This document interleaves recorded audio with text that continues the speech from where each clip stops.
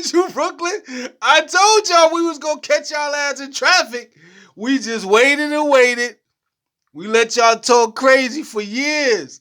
I knew at some point we was gonna catch y'all ass in traffic. Never mind the records. We in the same boat, Chief. All you Brooklyn Net fans, it was sweet 2 years ago, wasn't it? It was real good 2.5, 3 years. Oh, y'all was talking crazy. The Brooklyn Net faithful, when they had Kyrie and KD and Harden, they was talking crazy. I told y'all we was gonna catch y'all in traffic. The good times wouldn't last forever, and bad times don't last long either. It's about time we gotta win. It's about. I wish we would have beat Atlanta because I felt like we had enough to beat Atlanta. Just things went left. But yeah, we got. I mean, it's par for the course, but it feels good because it's like I always felt like we needed to catch them in traffic. It's just a matter of time, and we caught them in traffic. And they lost KD, they lost Kyrie, they lost Harden, and all they got is D'Angelo Russell and Ben Simmons.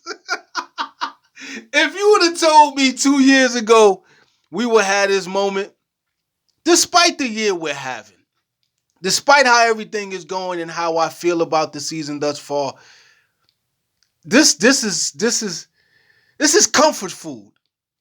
You know what I mean? In an uncomfortable space where we're trying to figure everything out, we're not healthy 100%. There's a lot of pressure on people to produce and coaches to get results and, you know what I mean, GMs to make decisions and presidents to make decisions to solidify the future that we want, a winning future within this ever-changing galaxy that is the NBA. Man, listen, this felt good. It felt good last night. I came from work. You know what I mean? I'm reading all the tweets, and I'm just like, I'm just happy we got them, and we got them the way I wanted us to get them.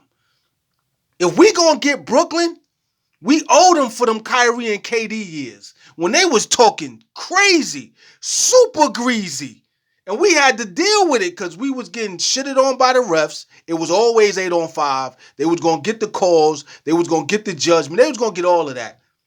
And we didn't have a center.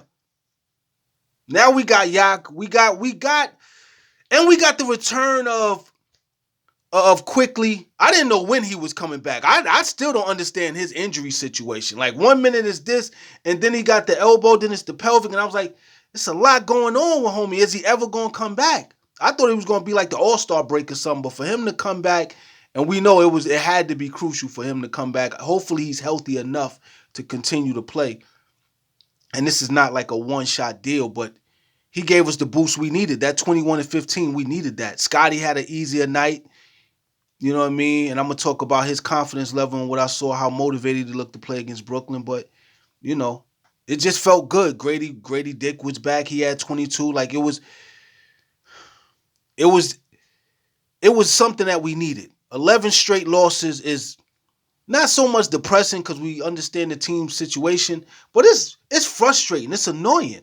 Like, you don't want to go through that. Like, I understand we're a young team, but 11 straight and the way that we were losing, annoying. Definitely annoying, but to catch Brooklyn in traffic makes me feel a little bit better. We had to catch somebody ass, and we had to catch a body at some point.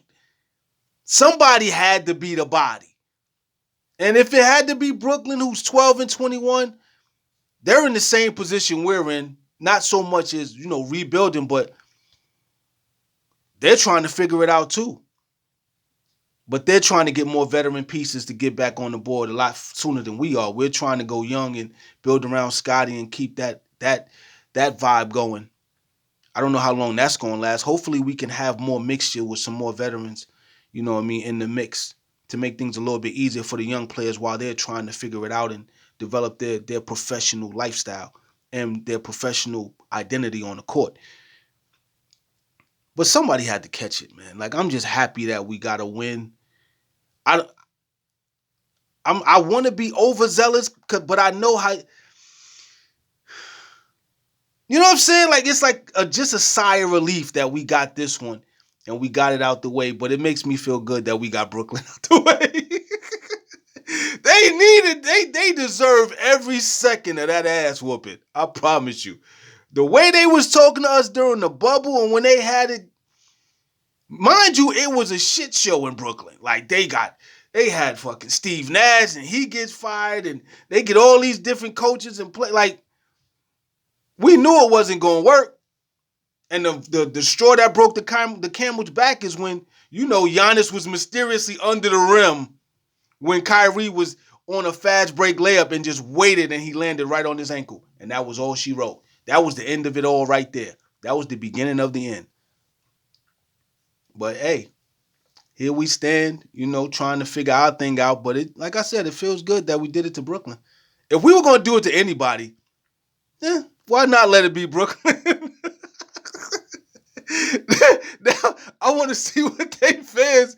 Listen, I wish I was in the city just to see and hear Net fans. How do you cover this one up? 130, you know what I mean? We shot 59% from the field, 50% from three, 36 assists, 33 fast break points, 60 points in the paint. Nasty work. We had to drag somebody at some point. And listen, if it just so happens to be Brooklyn, the Brooklyn Nets, then so be it. You know what I'm saying? What you gonna do? I hope this is a turn for the better and things get to motivating and moving in a positive direction as far as wins and losses are concerned. We understand the process that they're undertaking to figure out the new identity and how it's actually going to work. You know what I mean? I don't think that 5-second offense shit is working with the guys. I think they're going to have to find something that works better with the players and for the players that we have. We understand that it's a good concept, but if you don't have the pieces, you have to make do with what you have. And we got some good pieces. We just got to find something that works where everybody feels comfortable running that offense and being who they are as a player as they evolve as players. I wish we would have had more moments like this. We should have more moments like this. I planned on us feasting on sub 500 teams. And then the guys who, the playoff teams, we go 50-50 with. We go toe-to-toe with and we learn. We learn how to beat them. We understand how to get in position and prepare to beat them.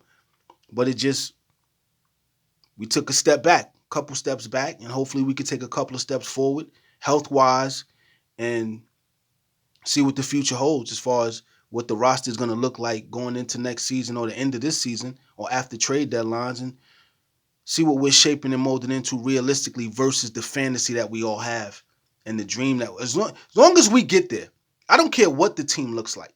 As long as we get back to winning, I don't care. That's a fact. I don't care what it looks like. We know certain players like Scotty, RJ, Quickly, they're staying. I want Jakob Poeltl to stay, but I know how y'all already got him traded, which is crazy. But I understand the concept and the theory with that also. So whoever we got left, as long as we get back to respectability and get back to being a playoff team, when we get back to winning, I'm with it.